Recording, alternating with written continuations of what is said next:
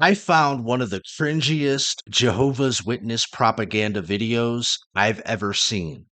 It's from jw.org, the official website of the Jehovah's Witnesses. And this video is just plain weird. The video is called Avoid What Erodes Loyalty, Bad Associations. I'm going to play the full video, which is about 4 minutes long, and I'll occasionally pause the video to share my thoughts with you, but I encourage you to watch till the end because that's where the video takes a turn from cringe to bizarre. And just to set the table a little bit, this video features a husband and wife with several JW friends holed up in a bunker and God only knows where during the Great Tribulation.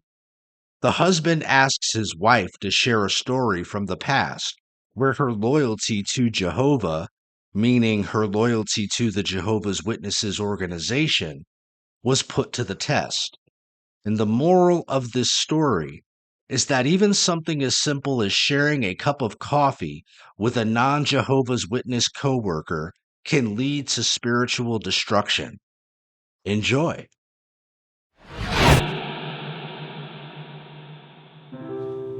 You know, we've been talking about times when our loyalty has been put to the test. And not to put you on the spot, but didn't you have an experience? Mm-hmm. I did. And I don't mind sharing. Before we go any further, we need a little context. The theme of the video is Avoid What Erodes Loyalty. And as I mentioned, the plot takes place during what the Jehovah's Witnesses refer to as the Great Tribulation. To understand this, you have to know how the Jehovah's Witnesses view the end times.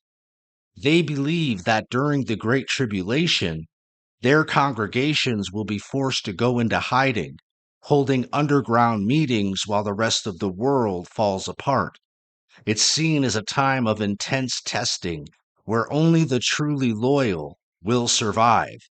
It was when I was at that office job in the city.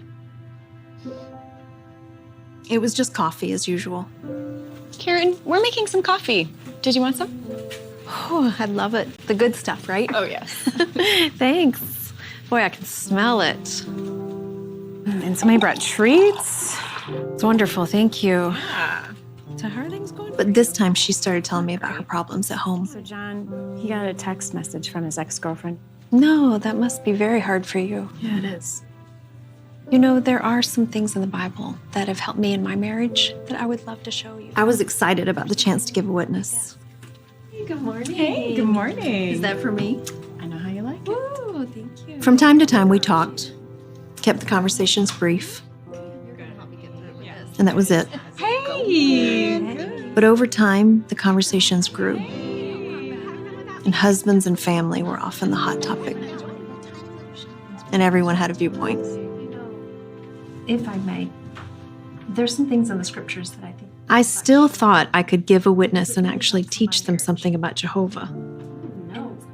Honey, it doesn't work like that. All right. Sorry, Karen. Too much information, right?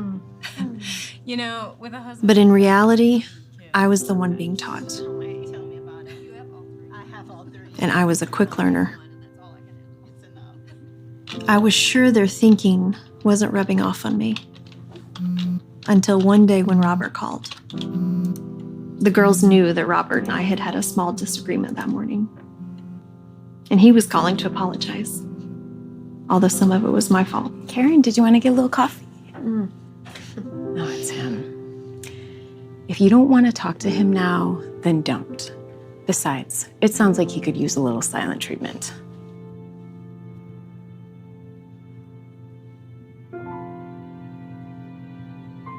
I couldn't believe the effect the association was having on my attitude and my marriage. But what could you do? You worked with them every day, and you were able to give a witness sometimes. And here comes the cult speak in 3, 2, 1. But I had let it turn into regular, unnecessary association that was spoiling my useful habits. And that had to change. I started keeping things friendly but professional. I was more cautious, as I would be if they had invited me out, or if a male coworker had invited me to join him for a break. So did that work? It did, and I was so relieved. And so was I. Jehovah gave us the good morals and habits that we have.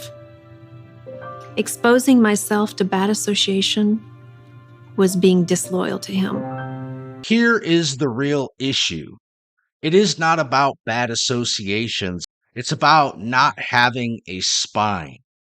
This woman clearly never learned how to set proper boundaries. The video blames worldly people and their attitudes, but let's be honest. The problem isn't them, it's her. No one is stopping me from taking a phone call from my wife. You know why? Because I set boundaries. I make myself clear.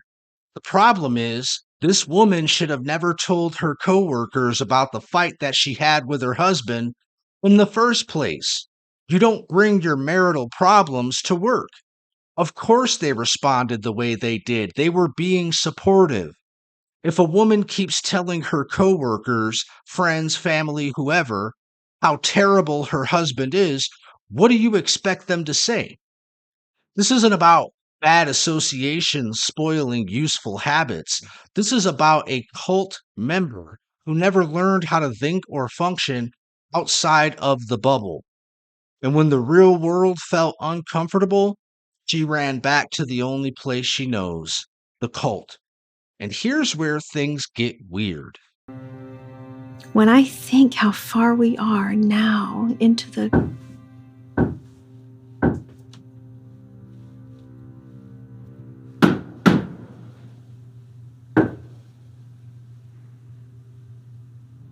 Did you catch all those subtle cues? First, a secret knock on the door. when I think how far we are now into the Then, two knocks in return. Then, one more. And then they all turn and look to him, the man, the spiritual head. He gives the nod. Only then do they open the door. This isn't just suspense, this is signaling. It's hierarchy, obedience, ritual, and dare I say, paranoia.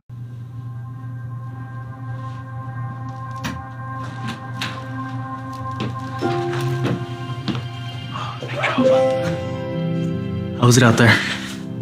It's not good. It won't be long, maybe an hour. When he said, not good, it won't be long, maybe an hour, he's given the group a countdown. He's saying the Great Tribulation is wrapping up. It's almost time for Jehovah to unleash his destruction. The fire is coming. The end is now. This isn't just a tense moment. It's the final moment before the supposed annihilation of 99.9% of humanity.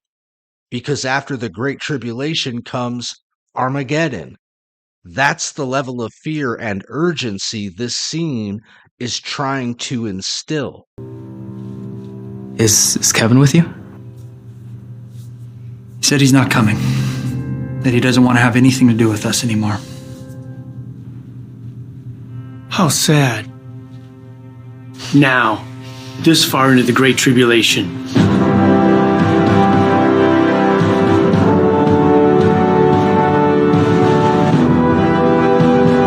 So the lesson is that Kevin made the ultimate mistake by walking away from the group just before Armageddon. But what's actually being communicated here is something far more manipulative. This isn't grief for Kevin as a person, it's disgust for his disloyalty. Now, this far into the Great Tribulation. It's judgment cloaked in pity. It's a warning to the viewer. If you walk away, even now, even this far in, you're dead to us. literally. Kevin's story isn't given depth, no reason is explored, no compassion. He is reduced to an example of what happens when you leave the group. Anyway, if you like this type of video and you haven't subscribed yet, please do so. And one of the ways you can help this channel grow is with a simple thumbs up and then sharing this video on your Facebook or whatever social media platforms you're on. Thank you for watching. We'll see you the next time, God willing.